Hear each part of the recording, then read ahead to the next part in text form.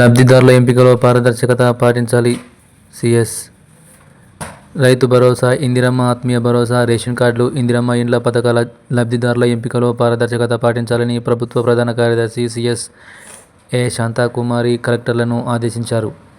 ప్రభుత్వం అత్యంత ప్రతిష్టాత్మకంగా ప్రారంభించనున్న 4 పథకాలకు సంబంధించిన లబ్ధిదారుల జాబితా ఈ నెల 21 నుంచి నిర్వహించే గ్రామ సభలలో ఆమోదం పొందాలని సూచించారు.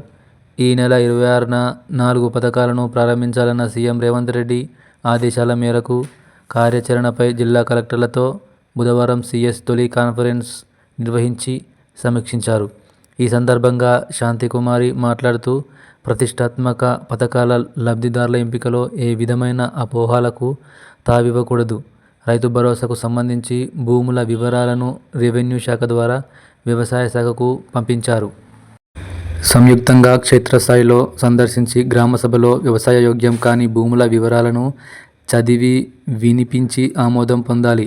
ఆత్మీయ భరోసాకు, ఉపాధి హామీ పథకంలో కనీసం 20 రోజులు పనిచేసిన భూమి లేని వ్యవసాయ కూలీల కుటుంబాల జాబితాకు, రేషన్ కార్డుల మంజూరు కోసం రూపొందించిన లబ్ధిదారుల ముసాయిదా జాబితాకు గ్రామ సభలలో ఆమోదం పొందాలి. ఇందిరమ్మ ఇండ్ల విషయంలో ప్రభుత్వ మార్గదర్శకాలకు అనుగుణంగా లబ్ధిదారుల ముసాయిదా జాబితాను గ్రామాలలో ప్రదర్శించాలి. గ్రామీణ ప్రాంతాలలో పంచాయతీల వారీగా, పట్టణ ప్రాంతాలలో వార్డుల వారీగా సభలు నిర్వహించాలి. జీహెచ్ఎంసీ పరిధిలో లబ్ధిదారుల సంఖ్య ఎక్కువగా ఉన్నందున లబ్ధిదారుల ఎంపిక, డేటా ఎంట్రీ,